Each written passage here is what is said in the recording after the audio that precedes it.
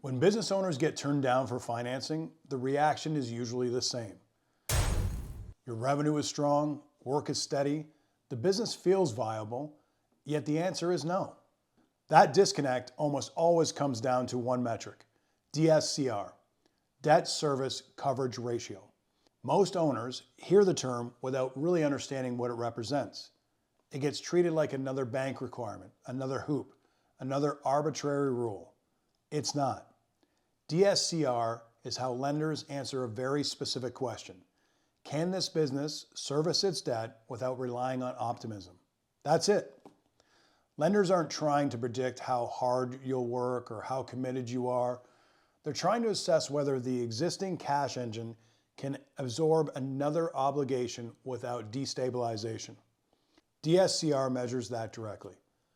At its simplest, DSCR compares cash available for debt service against required debt payments.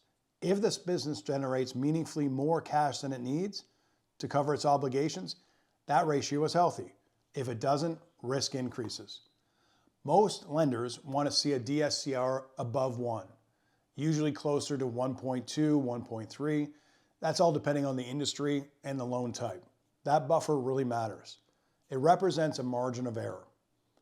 The mistake owners make is assuming revenue growth automatically improves your DSCR. It doesn't. DSCR is driven by cash flow, not sales. Timing matters, margins matter, cost structures matter. Revenue alone, it doesn't. This is why businesses with impressive top-line numbers still fail the DSCR tests.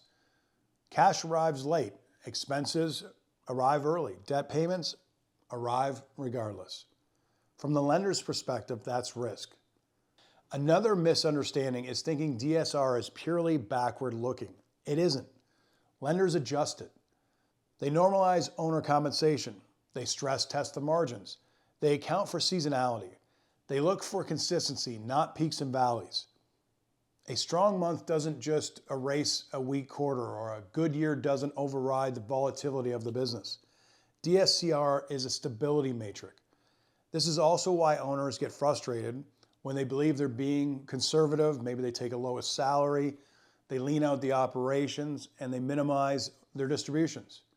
Lenders often look at those numbers and look upwards.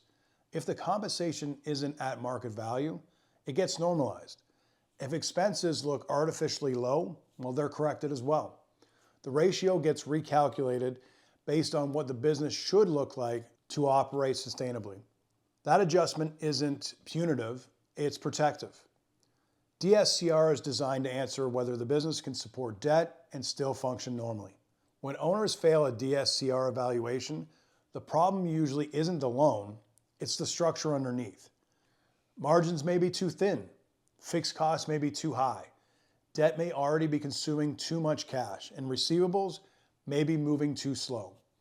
Adding more debt doesn't solve these issues, it actually amplifies them. This is where DSCR becomes useful beyond lending.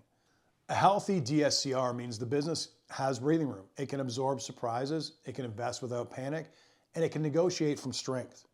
A weak DSCR means the business is already operating at the edge. One delayed payment or unexpected expense, it can cause instability. This is a signal. It's not the bank pinking on you because of your industry. It's the math and you aren't passing. Improving your DSCR doesn't require financial gymnastics. It requires structural changes.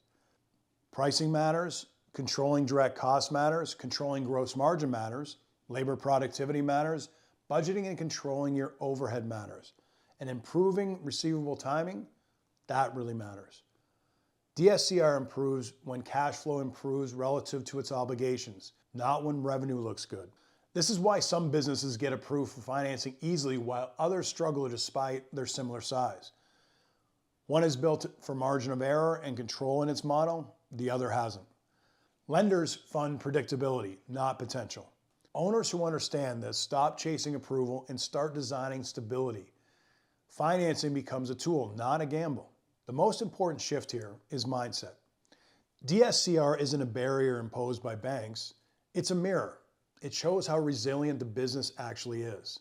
If the number is weak, that's useful information. It tells you where to focus before taking on any more risk. But if it's strong, you can use it as leverage. Either way, the feedback is definitely worth listening to. So before applying for your next loan, calculate your DSCR and be honest about it.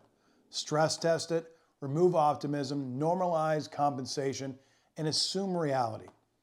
If the business can carry the debt and still breathe, financing can accelerate progress. If it can't, debt will only expose what's already fragile. That distinction matters more than approval itself. All right, guys, that's it for this week. Thanks for tuning in, and I'll see you next time. Until then, stay profitable.